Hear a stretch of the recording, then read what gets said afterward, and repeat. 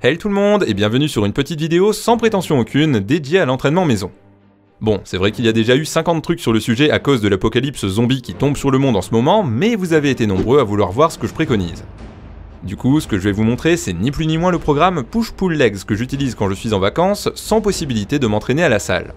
Vous n'aurez besoin que de votre poids de corps ainsi que de quelques élastiques, sachant que pour les plus motivés, vous pourrez très bien enchaîner 2 sessions en mode PPL-PPL. Je vous aurais bien dit d'aller courir un petit peu entre deux, mais je sais pas, avec les restrictions du moment, ça a l'air un petit peu moins fun que d'habitude.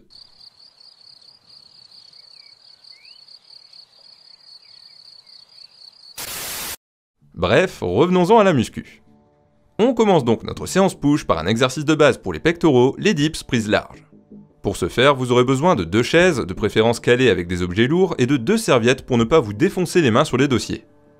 Afin de cibler les pecs au maximum, c'est simple, on prendra une prise plus large que la largeur des épaules, on n'hésitera pas à pencher le buste en avant dans l'axe des fibres pectorales, et on descendra à la parallèle sans nécessairement chercher l'amplitude complète sur le haut du mouvement. Pour augmenter la difficulté, on pourra se lester ou le cas échéant se servir d'un élastique comme vous pouvez le voir actuellement. Les répulsions aux barres parallèles restent néanmoins un exercice qui n'est pas à la portée de tout le monde, et si c'est trop compliqué pour vous, n'hésitez pas à faire du partiel. Bien sûr, ce sera moins efficace pour vous muscler les pecs, mais c'est un bon moyen d'apprendre à en faire des vrais. Sinon, une autre possibilité quand on n'y arrive pas, c'est de travailler en excentrique et de s'aider des pieds sur la face positive. Bon, après, c'est vrai qu'en faisant ça on a l'air un peu con, mais au moins ça marche. Deuxième exercice, techniquement plus abordable, les pompes classiques. Vous prenez une prise plus large que la largeur des épaules histoire de bien étirer les pecs, les mains orientées un poil vers l'intérieur, vous descendez et vous poussez comme de bons gros bourrins.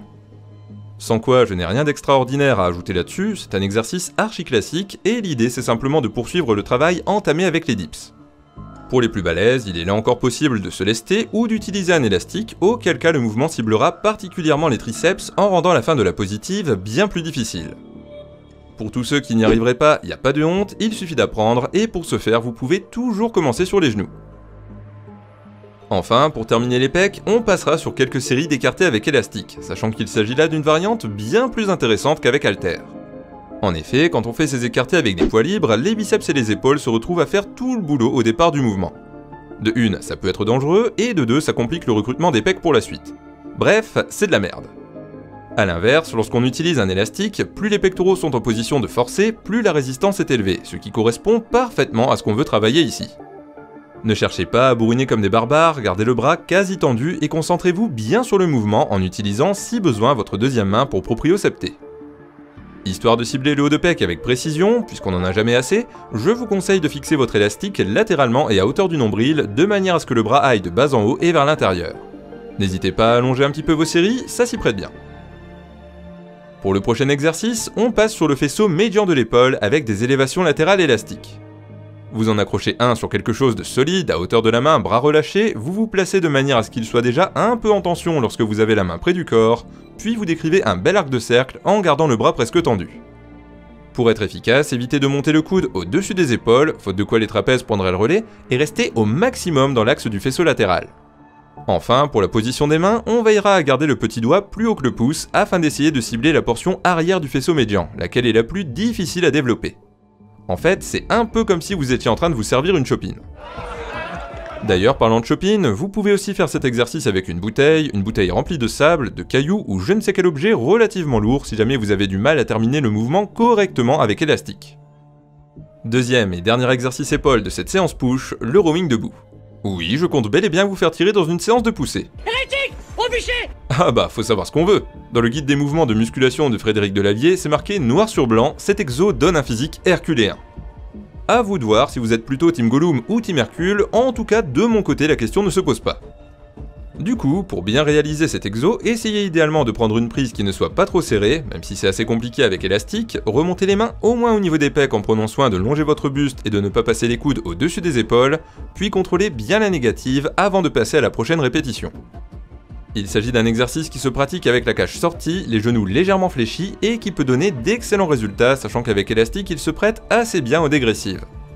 Faites cependant attention, il se peut que certaines épaules ou certains coudes n'apprécient pas, auquel cas mieux vaut les laisser de côté et ajouter quelques séries d'élévation latérale. Pour les triceps, je vous propose ensuite une petite variante de barre au front au poids de corps. Il s'agit d'un exercice qui peut vite se compliquer quand on est lourd, et pour tout vous dire, avec mes 106 kg, c'était pas forcément une partie de plaisir. Il y a longtemps que je voulais te le dire que t'étais un gros porc. Bah oui, peut-être bien, mais au moins ça rend le PDC utile. Pas vrai, Olivier?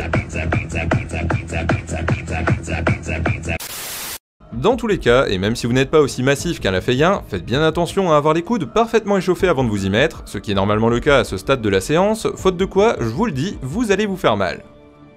Pour augmenter la difficulté, même pas besoin d'élastique, il suffira simplement de rapprocher les mains de vos épaules. Si vous n'y arrivez pas, pas de panique, vous pouvez vous contenter de pompes serrées classiques, avec ou sans lest, ou même du mode facile avec la version sur les genoux. Enfin, pour achever cette séance, on va se terminer tranquillement avec des extensions nuque élastiques. Il s'agit d'un exercice vraiment OP pour la longue portion du triceps, puisqu'avec le bras au-dessus de la tête, celle-ci est fortement étirée. Vous pouvez le faire à une ou à deux mains, sachant que pour cette dernière variante, qui ne présente pas grand intérêt à moins d'être pressé, je vous conseille de ne pas tendre en fin de mouvement, ce qui vous permettra de rester en tension continue. Pour entamer notre séance pull, tout dépendra de ce que vous avez sous la main. Si vous avez la possibilité de faire des tractions en ouverture, c'est très bien, mais perso, comme mon rack est trop bas et que je n'ai nulle part où en faire, je vous propose de débuter avec un astucieux combo à base de pullover élastique buste penché en pré-fatigue, suivi d'un tirage vertical unilatéral à genoux avec inclinaison du buste. What? D'accord, dit comme ça fait un petit peu école d'ingé, mais vous allez vite vous rendre compte qu'il n'y a rien de compliqué là-dedans. Vous prenez un élastique, vous le fixez en hauteur, vous vous penchez et vous effectuez un mouvement de pullover en forçant bien sur l'amplitude basse et en utilisant si besoin la main inactive pour propriocepter. Une fois que vous aurez effectué une vingtaine de répétitions, vous enchaînerez directement et du bon côté avec du tirage unilatéral en inclinant bien le buste sur chaque rep. Agir ainsi vous permettra d'étirer très fortement le grand dorsal et d'avoir en bonus une contraction extrêmement puissante. Je sais que c'est très bizarre à regarder, il y aura forcément des gens pour dire que c'est un truc à se compliquer la vie inutilement, et je peux comprendre, néanmoins c'est un super enchaînement pour le dos quand on n'a pas de matos. La preuve, sur le posing que vous admirez actuellement, j'avais à peine fait 2-3 séries légères et je congestionnais déjà comme si j'étais sur du tirage poitrine à 120 kg.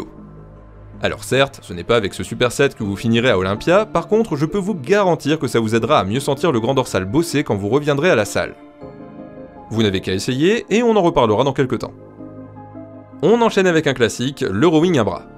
Vous vous mettez en place, vous vous assurez que les élastiques soient déjà un petit peu tendus en bas du mouvement, puis vous tirez comme des brutes en n'hésitant pas à bien exagérer l'amplitude. Pour que ce soit vraiment efficace d'un point de vue développement du dos, il faudra faire bien attention à décrocher l'épaule, puis à rétracter l'omoplate avant de commencer à tirer avec les bras. Sinon, le seul truc que vous allez réussir à muscler, ce sera les biceps, et ce n'est pas le but recherché ici. Vu qu'il s'agit d'un exercice où on peut charger facilement, vous utiliserez peut-être plusieurs élastiques, ce qui rend l'usage des dégressives particulièrement simple à mettre en place. N'hésitez pas à en abuser pour rendre vos séries un petit peu plus longues et dures. Comme Michael. Pour finir sur cet exo, et c'est très important, on a beau utiliser une résistance élastique, il n'empêche que le rowing reste dangereux pour le dos lorsqu'il est mal exécuté, d'où l'impérieuse nécessité de ne jamais arrondir et de sortir la cage sur la positive. Comme on ne fait jamais assez de tirage et qu'un dos musclé est beaucoup plus utile que des gros pecs, on enchaînera sur du rowing assis façon poulie basse avec élastique. Une fois n'est pas coutume, le mouvement des épaules en arrière conditionne là encore l'efficacité de l'exercice. Faites donc bien attention à ne pas tirer uniquement à la force des bras, gardez la tête relevée et n'arrondissez jamais le dos. Histoire de travailler sous un angle différent, vous pouvez utiliser ici une prise serrée, c'est à vous de voir, selon vos préférences et le confort de vos poignets. On bascule ensuite sur le faisceau des épaules le plus important à isoler, à savoir le postérieur. Et non, pas de blague, j'ai un humour qui est quand même bien plus élaboré que ça. Donc, en ce qui le concerne, je ne vais pas réinventer la poudre, ce sera de l'oiseau unilatéral avec élastique, ce dernier étant accroché à la hauteur de l'épaule. Comme pour les élévations latérales, si c'est trop difficile pour vous, vous pouvez toujours le remplacer par sa variante buste penché avec poids libre, selon ce que vous avez sous la main. Arrive finalement le tour des biceps. Comme pour les dorsaux, si jamais vous avez de quoi faire des tractions supination avec une prise serrée, genre largeur de clavicule, allez-y, mais perso je devrais me contenter de curl élastique. Il s'agit d'un exercice vraiment simple et intuitif que vous pouvez réaliser au choix en bi ou en unilatéral, cette dernière variante ayant l'avantage de rendre possible la proprioception grâce au bras inactif. Outre l'utilisation des dégressives, vous noterez qu'il est tout à fait possible de remplacer la traditionnelle prise supination par de la pronation ou du marteau, si jamais vous avez envie de mettre davantage d'accent sur l'avant-bras ou sur le brachial. On soulignera également que pour la version bilatérale, l'exercice peut s'effectuer allongé, histoire d'avoir un mouvement plus strict et accessoirement plus friendly pour la colonne, ce qui n'est pas forcément du luxe en fin de séance pull. Pour le compléter, on va ensuite simuler l'usage d'un pupitre avec quelques séries de curls concentrés élastiques. L'idée, c'est d'isoler un petit peu mieux le brachial en posant son triceps sur sa cuisse de façon à se retrouver avec le bras en avant du corps. C'est simple, ça fait le boulot faute de mieux, et en plus le mouvement s'adapte assez bien aux élastiques. Faites juste attention à ne jamais tendre entièrement le bras, même avec cette variante. On en arrive au moment de la vidéo où il ne restera plus que la crème, l'élite, les braves parmi les braves, ceux qui ne prennent jamais l'ascenseur, ceux qui font vraiment du sport, ceux qui font les cuisses. Soyez fiers de ce que vous êtes. Ayons néanmoins une petite pensée pour tous ceux qui ont arrêté de regarder cette vidéo alors même que les jambes c'est le plus important en cas d'épidémie. Distanciation sociale! 2 mètres! C'est 2 mètres de distance! En hommage aux jambes de coq, on commence donc sur plusieurs séries de squats enchaînées avec du hip thrust en post-fatigue. Les jambes écartées de la largeur des clavicules, talons surélevés avec les pieds un petit peu sur l'extérieur, on fait une flexion de jambes en essayant de rester le plus droit possible en fonction de notre morphologie, puis on remonte. Au poids de corps, on ne va pas se mentir, c'est un exercice qui peut très vite devenir chiant, d'où l'intérêt d'utiliser des bandes élastiques, lesquelles permettent de réaliser le mouvement en tension continue. Plus les jambes se tendent, plus c'est difficile.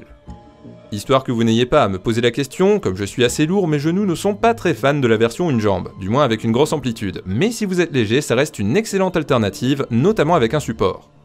Notez que si vous avez de quoi vous lester en même temps que vous utilisez vos élastiques, vous vous retrouverez avec une résistance idéale. Il ne vous restera plus qu'à bien doser. Dès qu'on a terminé, on enchaîne immédiatement avec du hip thrust, exercice qui là encore serait particulièrement chiant au poids de corps, mais qui se complique nettement après du squat. Surtout quand on le fait sur une jambe. Dans ce genre de cas, je vous conseille d'alterner et de commencer une série du côté gauche, une autre du côté droit, et ainsi de suite, histoire d'équilibrer les temps de repos. On continue avec du squat bulgare, un exercice qui vous demandera un support pour poser le pied arrière, comme une chaise, ainsi qu'un certain sens de l'équilibre. On peut bien entendu l'effectuer avec du lest ou avec un élastique, sachant que dans les deux cas, il n'en faut pas beaucoup pour que ça se complique, surtout si vous avez une grosse amplitude de mouvement. Celle-ci dépendra non seulement de votre souplesse, mais également de la distance de pas qui vous sépare du support. N'hésitez pas à tester différents trucs pour voir ce qui est le plus pratique pour vous. Perso, c'est un exercice que j'aime beaucoup dans le sens où il permet de garder le dos droit, de bien démonter le bas du corps et qu'il est en plus très intéressant dans l'optique d'une bonne condition physique générale. Je vous le recommande fois 1000. Pour finir les quadriceps, on ne va pas se prendre la tête et on fera quelques séries unilatérales de leg extension avec élastique. Il suffit d'attacher ceux ou ces derniers à une accroche proche du sol, de vous asseoir et d'effectuer le mouvement sans chercher à tendre comme des bourrins. Assurez-vous juste qu'il y ait déjà une petite tension en bas du mouvement, ne verrouillez jamais, n'hésitez pas à tabler sur des séries longues et pensez à utiliser vos mains pour propriocepter. On passe ensuite à un mouvement davantage axé ischio avec du soulevé de terre, jambes semi-tendues. L'idée c'est d'étirer l'arrière des cuisses en descendant le buste, puis de revenir dans la position initiale à la force de celle-ci. Les articulations du genou et de la hanche fléchissent légèrement, d'où le nom semi-tendu, le dos reste quant à lui bien droit et les mains ne doivent pas trop s'éloigner des cuisses, sans quoi on mettrait inévitablement de la tension inutile sur la colonne. En ce qui concerne la hauteur de la descente, c'est propre à chacun, certains pourront aller super bas tandis que d'autres auront une amplitude réduite. De toute façon, ça on s'en fout, c'est très secondaire, le principal étant de bien ressentir l'étirement des ischios avant de remonter. On termine ensuite le boulot avec du leg curl élastique en bi ou en unilatéral selon votre force, votre équipement et vos préférences. Le seul point sur lequel je voudrais revenir ici concerne la position de vos pieds. Si vous les placez en extension, vous allez raccourcir les mollets, ce qui isolera parfaitement bien les ischios, tandis qu'avec les pieds fléchis, c'est l'inverse qui va se produire. Les mollets se mêleront au mouvement et ce sera donc plus simple. À vous d'ajuster en fonction de la difficulté de l'exercice et de ce que vous voulez développer en priorité. Enfin, dernier exo de ce programme, le sit squat pour les mollets. Accroupi en appui sur la pointe des pieds, talons légèrement surélevés ou alors posés sur un support, il s'agit simplement de s'étendre au maximum tout en conservant la position de départ. Ce n'est peut-être pas l'exercice le plus original du monde, il est très difficile d'augmenter sa résistance à moins de faire une prise de masse au 4/4, mais il isole vraiment bien et se prête parfaitement aux séries longues. Ça tombe bien, les mollets sont faits pour ça. Et voilà pour ce programme spécial confinement. Si vous regardez la vidéo dans le futur et que l'humanité a survécu, vous vous en foutez, mais pour tous ceux qui sont confrontés à l'épidémie, sachez que je ne vous promets pas non plus des miracles avec ce programme. Les élastiques et le poids de corps, en toute honnêteté, ça peut donner d'excellents résultats, mais si vous êtes habitué à vous entraîner avec du super matos, c'est pas dit que vous puissiez conserver l'intégralité de vos acquis. Surtout si la situation se prolonge, ça ne sert à rien de vous vendre du rêve. Néanmoins, histoire de limiter la casse, et peut-être même pour progresser un petit peu sur certains muscles que vous auriez du mal à ressentir habituellement, je n'ai qu'un seul mot d'ordre. Entraînez-vous sérieusement, mettez-y le maximum d'intensité possible, soyez créatif, et surtout, à moins d'être obèse, mangez. Bien sûr, je ne vous encourage pas à bouffer tout ce qui passe, mais dites-vous bien qu'1 ou 2 kilos de prise ça se perd vite, et c'est toujours mieux que de prendre le risque de laisser fondre son physique et ses perfs par peur du bide. Vous noterez que je n'ai pas précisé le nombre de répétitions à faire, et ce pour une raison évidente, avec du poids de corps et des élastiques, il est impossible de donner des recommandations qui s'appliqueraient à tous. Donnez simplement le meilleur de vous-même, mettez le maximum de tension possible sur vos différents exercices, soyez exigeants et tout se passera bien. Pour conclure, j'espère que ça vous a plu, que ça servira à du monde, c'est un petit peu le but, et si c'est le cas, je vous invite à liker, à commenter et à faire tourner au maximum. N'hésitez pas à vous abonner si ce n'est pas encore fait, et à me suivre le cas échéant sur mes autres réseaux qui sont d'ailleurs à l'origine de cette vidéo. Sur ce, je n'ai plus qu'à vous souhaiter un bon confinement, un bon entraînement, prenez bien soin de vous, et je vous dis à très vite pour la suite. Des bisous tout le monde!